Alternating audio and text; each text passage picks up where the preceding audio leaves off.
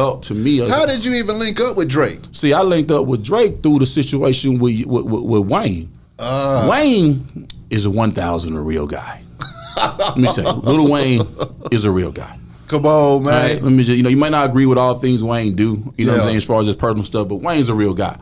You know what I mean? I bought a feature for Skinny Pimp on this song we had called "Do What You Do" back in 2002. I think I gave Wayne on like 10 bands. And I had to give it. I remember because we had to give it to it was him and Manny Freshman or whatever. And Birdman told me to get the money to Manny, but I had been knowing Wayne since then. Yeah. Fast forward to So Crispy and all that or whatever and stuff coming out, and it's like we kept the relationship. So when he was in the studio working on his mixtapes at Hot Beats, and I had just recorded So Crispy in my first album halfway at Hot Beats or whatever. So he was up there. Russ called me and said, "Wayne up here." I pull up to Wayne, and we just we know each other, so it's just good vibes.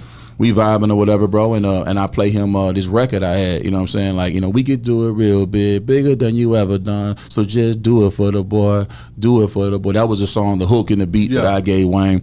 Wayne ended up making that genre or whatever, and then Drake ended up sampling that, you know what I mean? And that's where it was like, okay, so we got the record from Wayne, you know what I mean? And then it was like a whole thing in the game where people were like in a situation where like I was wrong or something for being able to get credit for something that I had a co-write for, because he sampled my music. But dude, at the end of the day, he didn't really understand what it was to have. He was a young artist at that time, so he really didn't get it all the way. You know what I mean? You come into the game, somebody saying they co-writing for you, you taking it as a shot, but really not knowing that the song was sampled from my work or whatever. And then when I was at the award show getting the plaque for that, you know what I mean? And then they were like, "What are you getting getting this plaque for?" I got this plaque for having a co-write on the Drake Best I Ever Had record, and it went viral from there.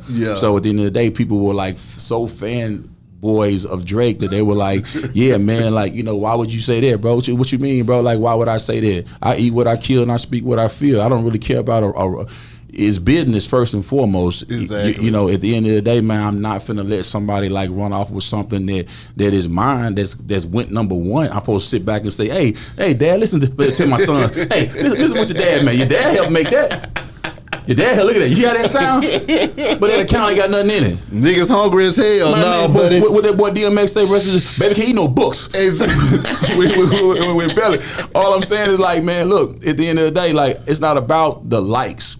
This is not Instagram. This is not social media. I don't care who like me. You don't have to like me. You know what I mean? But you will respect me in my business. Exactly. And that's all that matters. You know what I mean? And that got straightened out, and he just re-released it last year.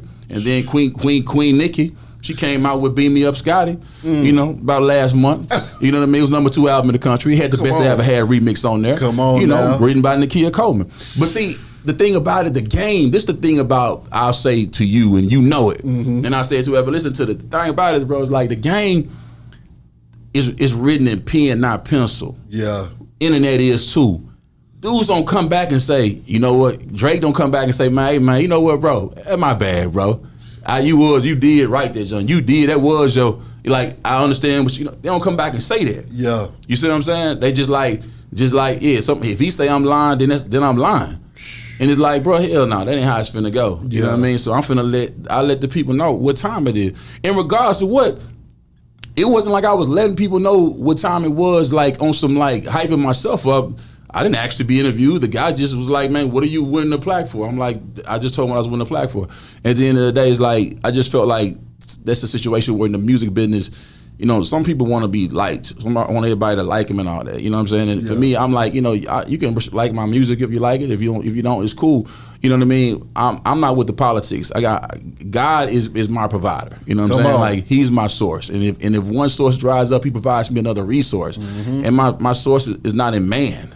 You know what I mean? So I don't depend on man. So it's like, you know what I mean? I'd be like that. So it don't be no beef or nothing like that. But it just be like, the way the game is just like, people don't come back and correct things. They don't come back and say that you gotta put that out to yourself and let people know what's going on or whatever. So, and I got no problem with that. You know what I'm saying? It's dope. You know what I mean? Because that was a publishing win for me and my family, and that song continues to win and spin today, and that's just a blessing. You know what I mean? And just, I love that. I love how God works, man.